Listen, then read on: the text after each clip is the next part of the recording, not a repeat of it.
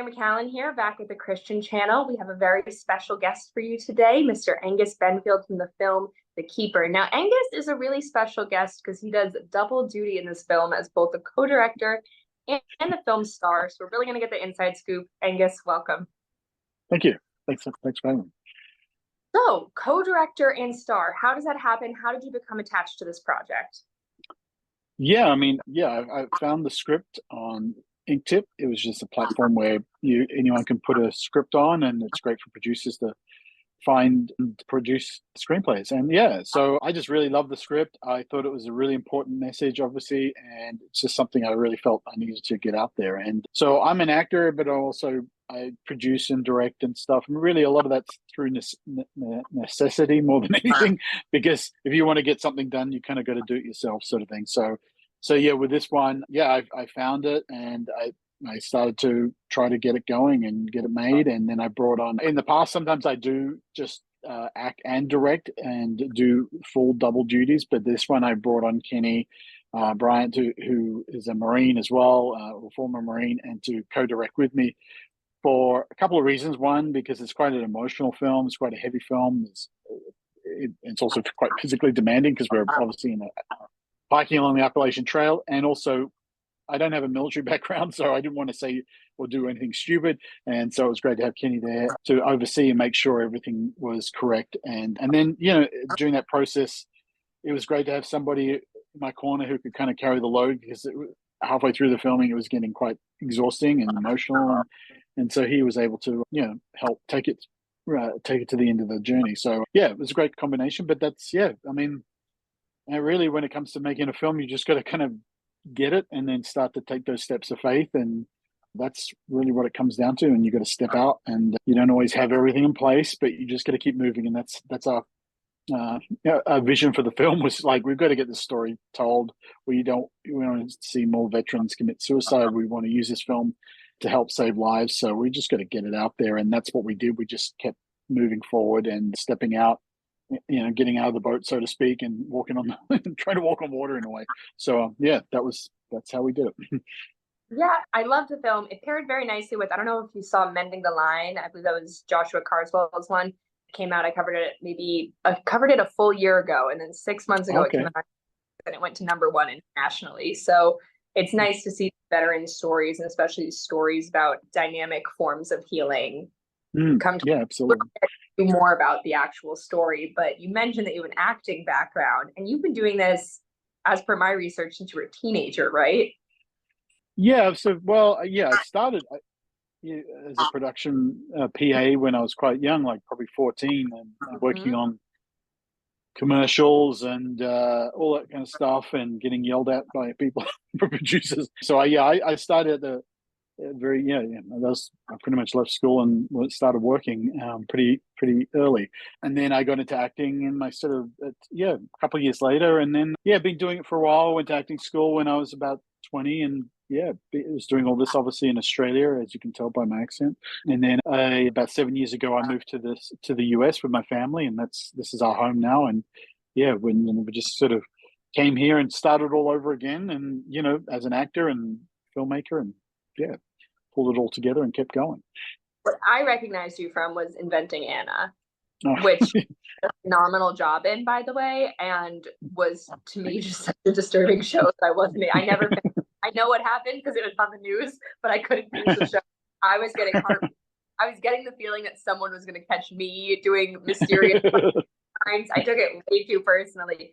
So that's just I just like to share a little bit sometimes with our audience about everyone in film has a very interesting, unique journey, whether it be starting production at a young age, or these interesting little side quests that come with it. As you said, like, you want something done more times than not, you have to do it yourself. Yeah, that's right. But you did do it. You made this incredible film. You give our audience maybe just a little 3-sentence explanation and a pitch of what this film is about. It's a true story of an Army veteran, George Echelon, who does a through hike on the Appalachian Trail, which is takes about 6-7 months to do.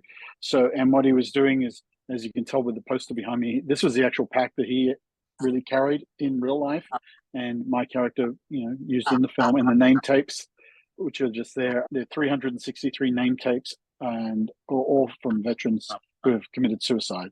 So he was taking these name tapes to raise awareness, and obviously they're very heavy, they're physical, people can see them, and that was the whole idea, that when he was walking through the hiking along, people would stop him and ask, what are those name tapes, and what's that about? So that was the story. And obviously in real life, George was going then to also become one of those name tapes, and he was going there to end his life. And so this is where the story begins, where thankfully he keeps going. And it's a pretty simple story. We took everything from George's real experiences. We didn't over Hollywoodize it. We didn't have car chases and explosions or anything else like that. It was just a very simple thing where it was like he met people. These are all people he met. They're all the hikers that were with him are all real people.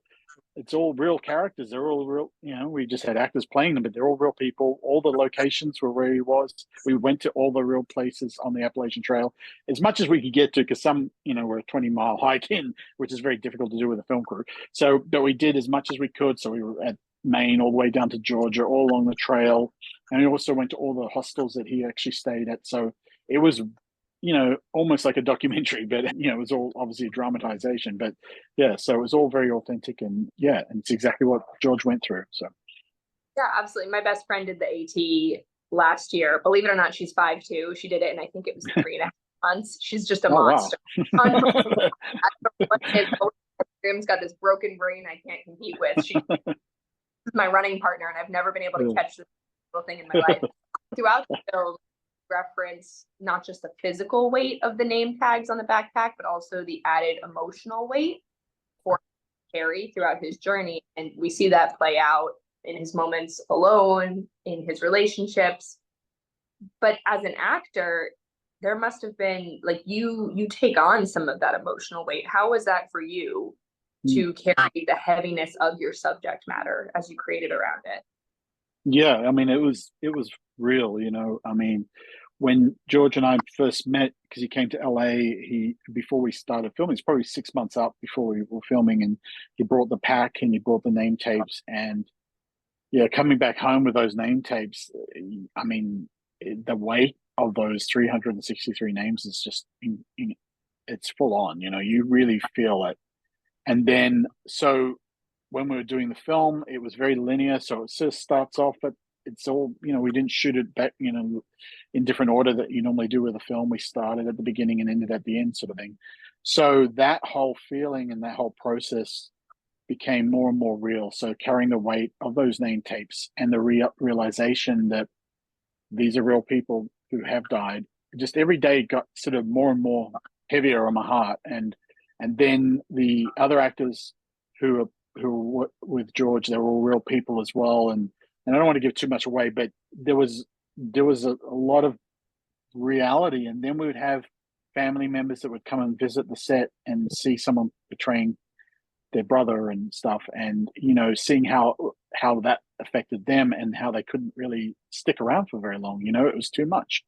Even George, who was with us the whole time, I mean, certain scenes he can't, we were reenacting, obviously the certain scenes in the film, and it was just too much for him. And then when you meet people, we had other actors who were veterans who came on, and one of them, he was just a day player, local actor, and I think it was in Virginia, and he couldn't even read the script. It was too much for him, and he was in tears just before we even started filming. It compounds that weight more and more. And, I didn't feel like, oh, I'm acting, I'm playing this.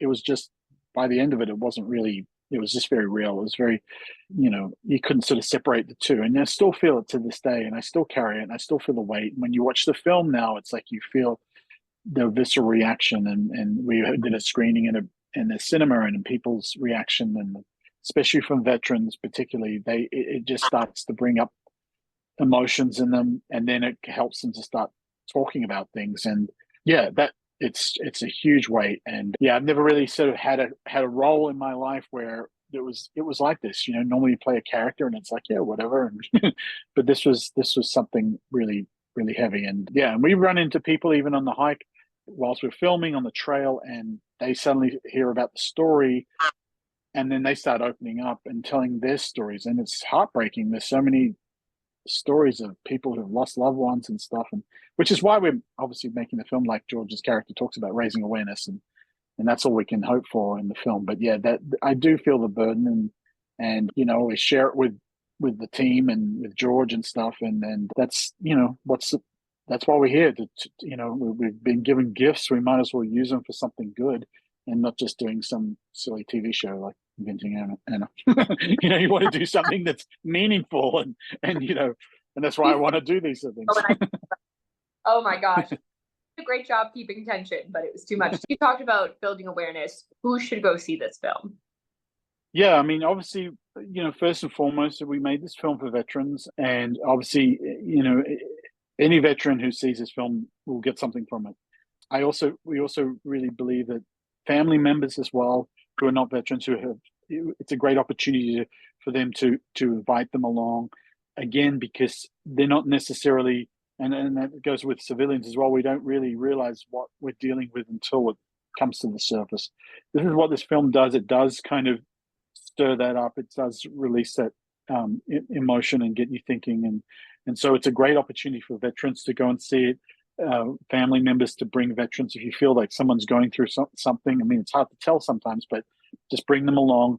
And there are also people who are non-veterans, and again, if you might be dealing with your own issues, and that's what we talk about in the film. It's not just an exclusive veteran film at all, but if you're dealing with anything and you're feeling like hopelessness and stuff, that this is a great film to watch, just because it's meant to be something that you could watch and watch over again multiple times, which you're finding a lot of people do. It kind of becomes like a therapy session.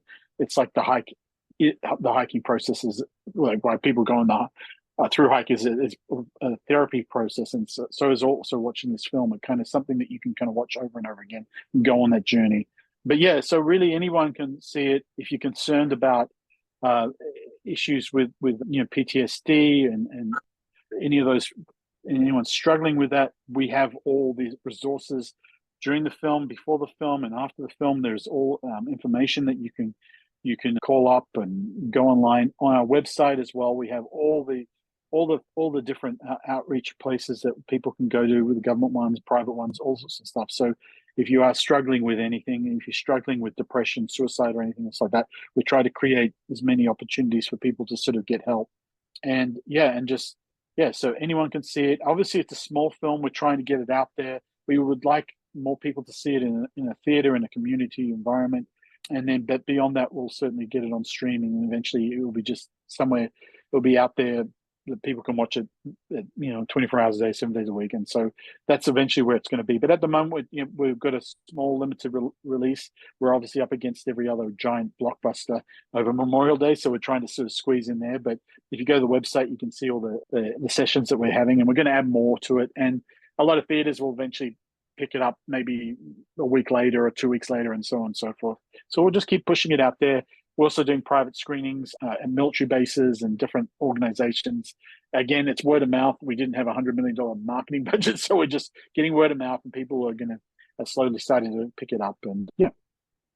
And what website? It's just thekeepermovie.info.